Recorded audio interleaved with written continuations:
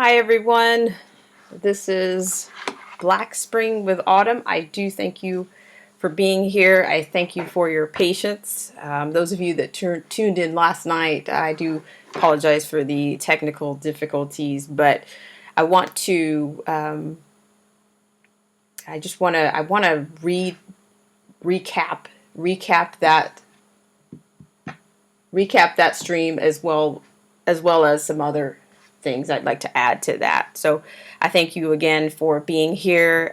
I will say that due to some level of censorship, I was unable to share last night some of the video, but I will get into my context of what I want to discuss.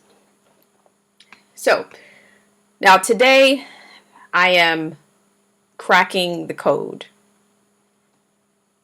And when I say code, you might be thinking, I'm not sure what you're talking about, but it's that, don't share, secrets of the Black community with them. Or you mean the code that says, oh, that group of people, they've got their foot on our necks. It's that kind of a tone that I'm coming to you with. But also, before I get into this, I want viewers to know when I'm addressing you, I would always address you as an American, someone that believes in self-assertion and self-reliance. I'm not struggling with any type of identity conflicts or heritage conflicts. I'm not.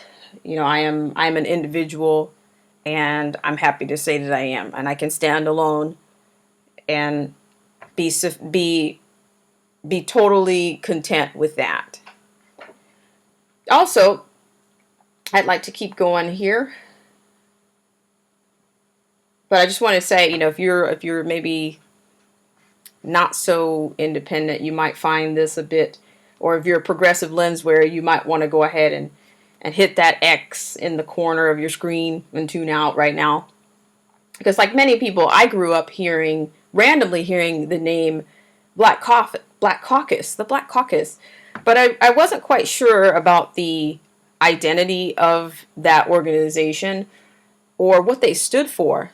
But of course, in this day and age, of course, you'll find out very quickly if you just pay attention a little bit. If you challenge any of the status quo, you will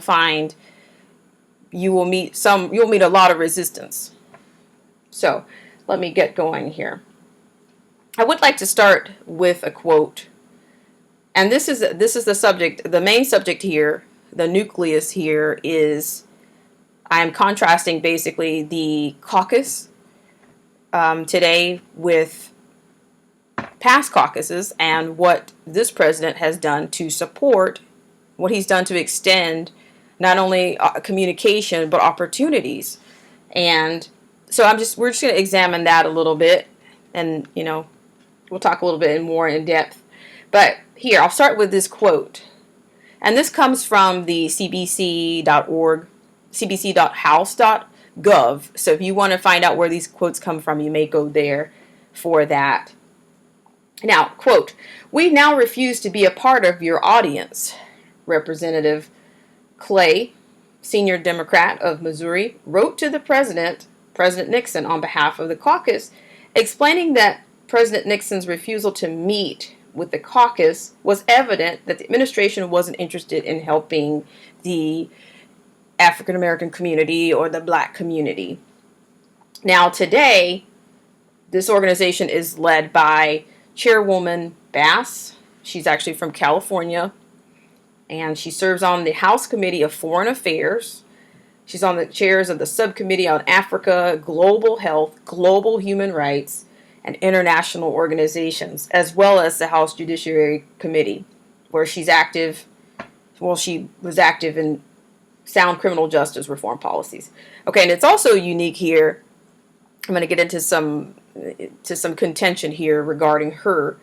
She also has a background working as a physician's assistant when she was at USC. So she says she witnessed the devastation of the impacts of the substance abuse in Los Angeles.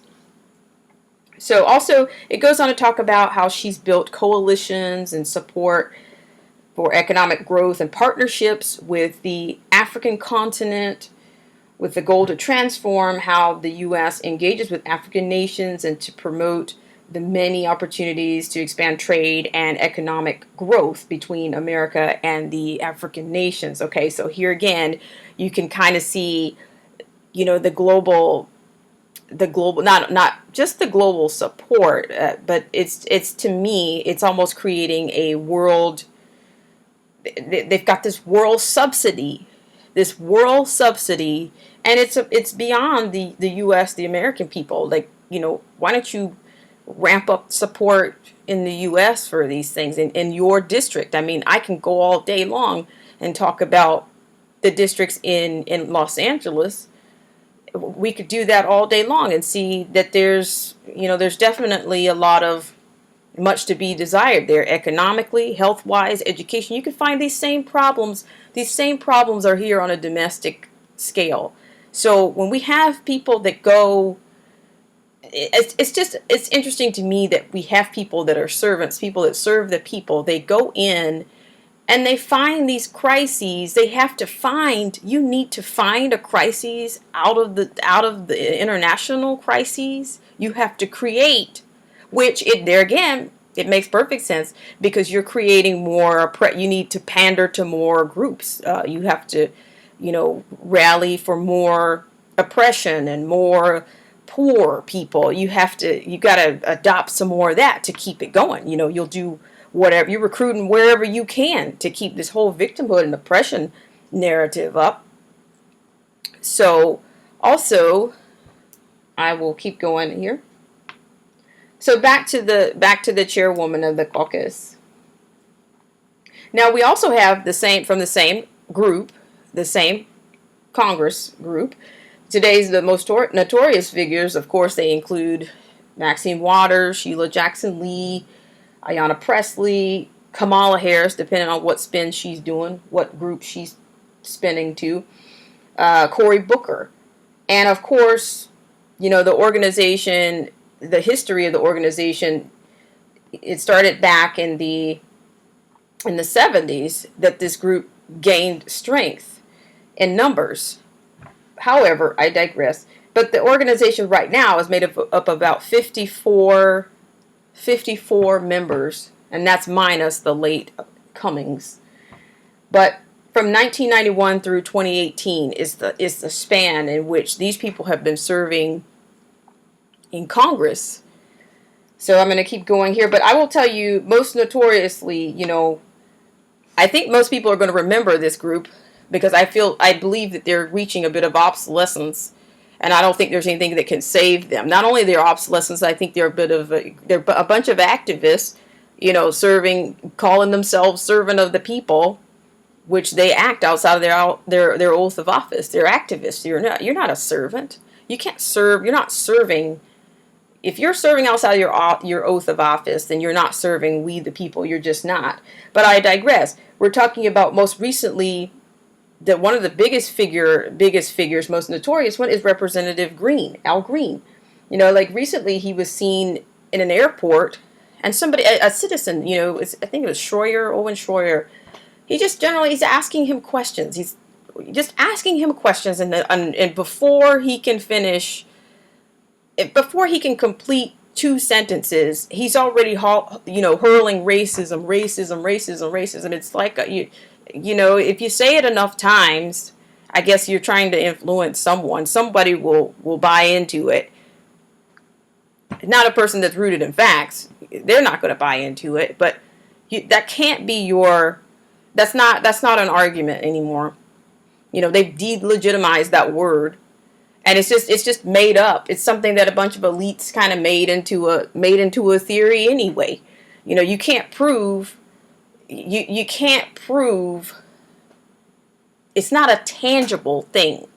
So he puts that on this guy, and he just keeps driving it and keeps trying. It's really more about the mind control that I think the effects. They want to affect people's mind. They want to control people with not only propaganda, but they want to They want to indoctrinate people with their feelings. They don't want them to think. They don't. There's no thought provoking. It's just the same words, trigger words, over and over and over. You know, you got to keep that up.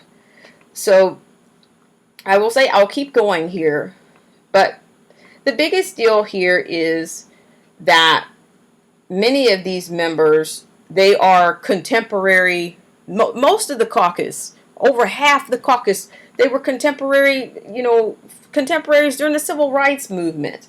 And to me, that's where the insurgent level of it comes from. And to me, that's exactly what he is.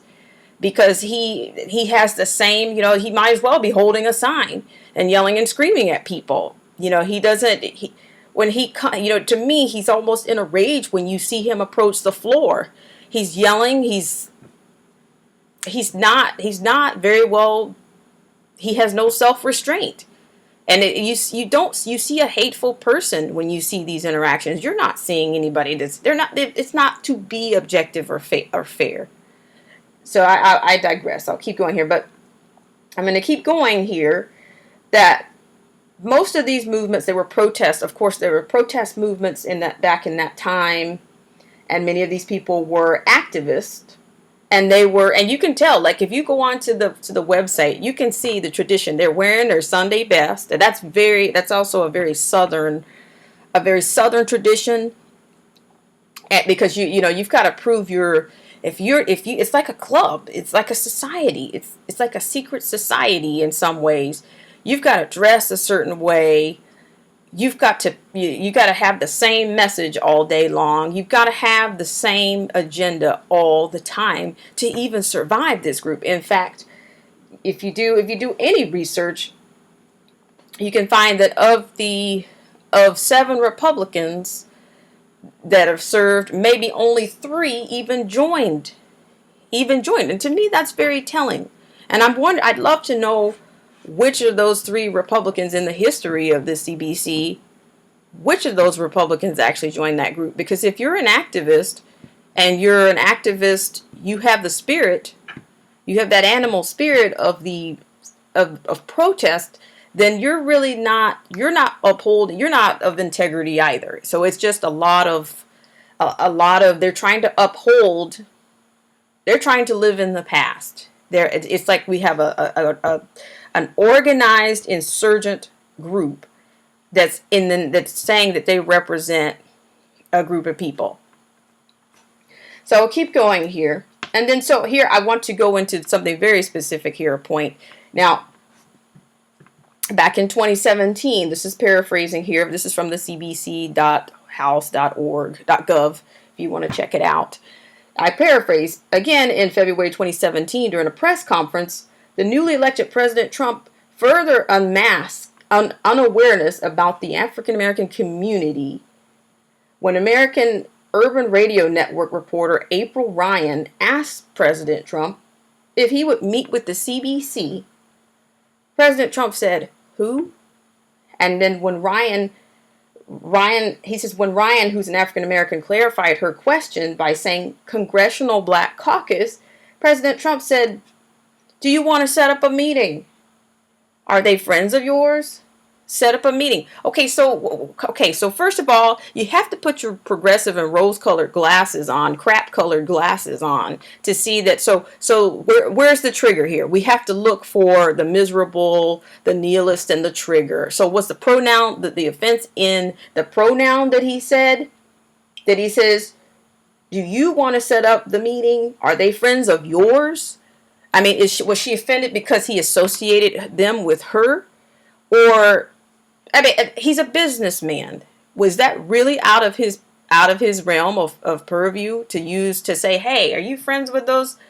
He was talking to her like an everyday person, but instead the media ramped this whole thing up to be, "Oh, well, what does she mean? Like friends of yours are, oh my God, it's a major disaster." They're already drumming it up. They started drumming it up, trying to build a case for something that he did not say. They look for what he does not say, and when they can't do that, they copy and paste. So I'll keep going. So that was that was one incident. And in fact, Ryan was confronted, I believe, at Politicon earlier this spring. So I do want to go on and say that I think that there was a meeting. They did eventually set up a meeting with the Trump administration, and they had a response. You know, the president extended himself to people of all walks of life. He didn't just do it to the elite. You know, I think he's done an all-American. He made an all-American embrace from day one. So he extended it to the athletes, and nobody was man enough. You know, they're not man enough to go and just talk to him and say, hey, you know, what can we do to start working on this? He extended himself to many of these Hollywood elites, and they all turned him down, or they snubbed him, and they, you know, just acting like a bunch of sullen teenagers, a bunch of sullen teenagers is what their response to him was. And not only that, the CBC jumped on the same trail, on the same coattail, and their response to the president's offer was, when he says, what do you have to lose? That's a famous question that I'm paraphrasing. What do you have to lose? And so they say here, this is their response. We stand, quote, we stand on the shoulders of ancestors, people who built this country and its wealth while toiling, fighting, and dying for our collective freedom. To deny our history or surrender in the struggle for a more perfect union would dishonor their sacrifice. That is something we simply will not do. So then, of course, they go on and on here. Again, this is all on the cbc.house.gov website. You know, they go on and they just keep adding it on thick. Oh, well, African Americans, quote, African Americans continue to face racism and discrimination that results in disparity and across, you know, a wide range of issues, from equal access to quality education to police brutality and voter suppression.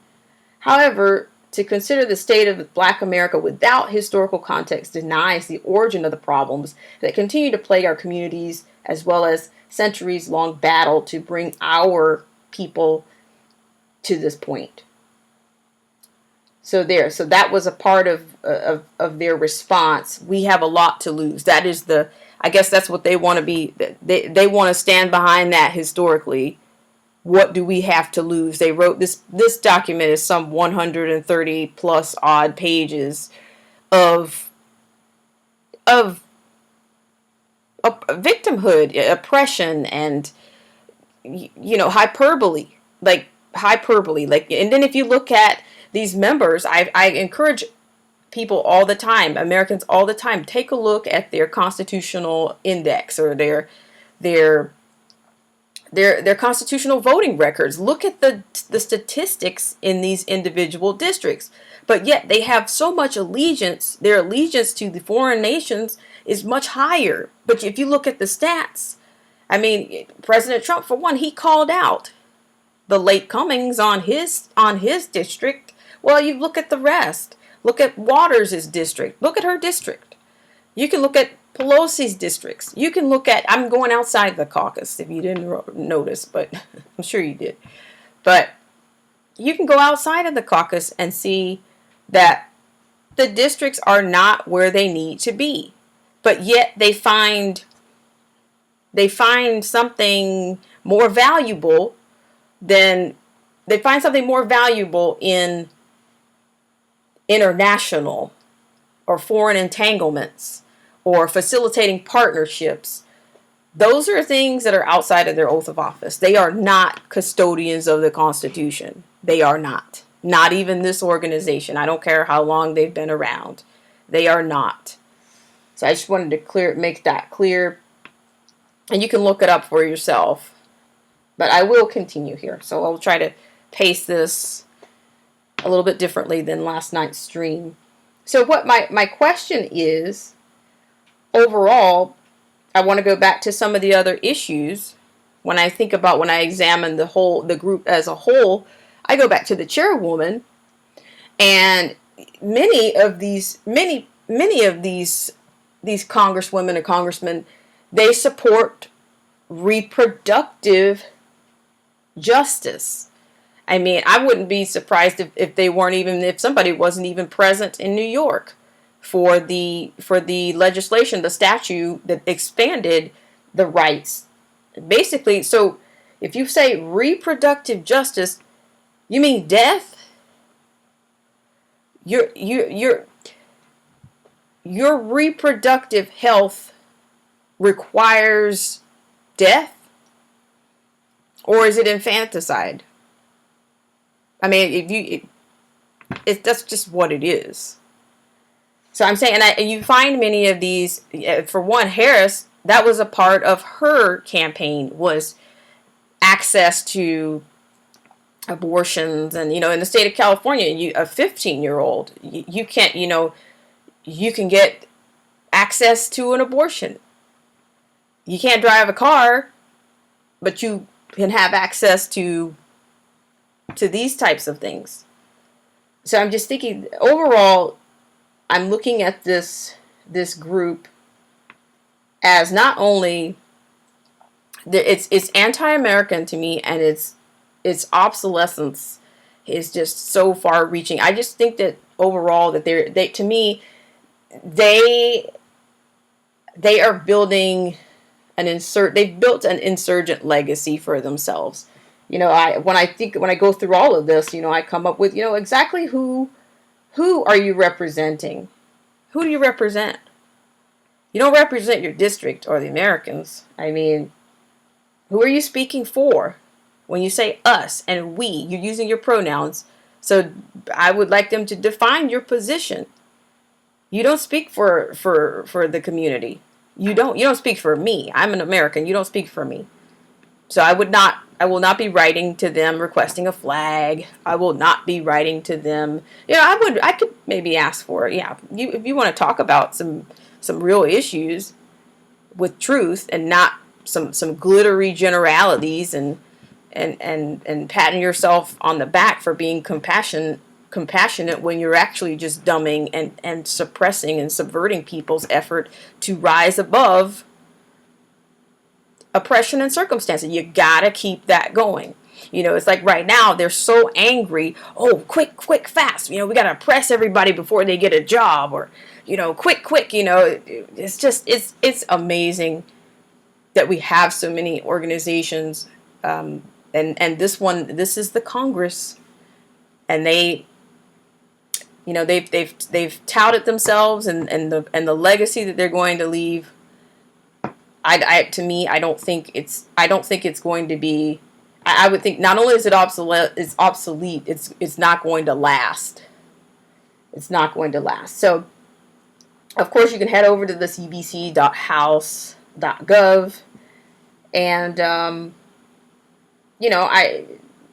there's many players. There've been many players and many advancements for the community.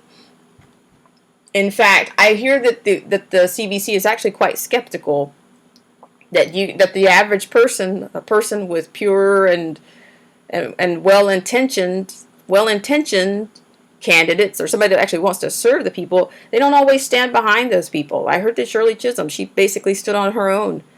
I've heard there's other African Americans that have kind of besought them, if I can use that word, if I can make it up, if you will allow it. They've besought them to endorse them in some way, which I can't imagine why they would, but they got basically rejected. It's like you're either in the club, you dress for the club, you think with global interest in the club, and you never go away from that. And it's kind of the history and the legacy is what I've come up with from this information. So I really appreciate you guys for being patient. I did do a pretty interactive stream last night. If you are here right now, if you could just give me a thumbs up. I just want to say hi to everyone, and thank you for your support. I will be providing a link soon for any type of donation or nominal effort for donation if you'd like to participate in that. But even more than that, if you like it, you can share it. Subscribe. Subscribing is great. Even better, sharing. But I appreciate you guys for being here and allowing me to have your attention and also gracing me with your patience from last night. So I plan to work through these problems going forward so that the streams will be smoother and that maybe we can grow together on this site. Who knows? But I appreciate everything. So let me know what you think in the comments. And I will see you next time for more seamless Black Spring with Autumn.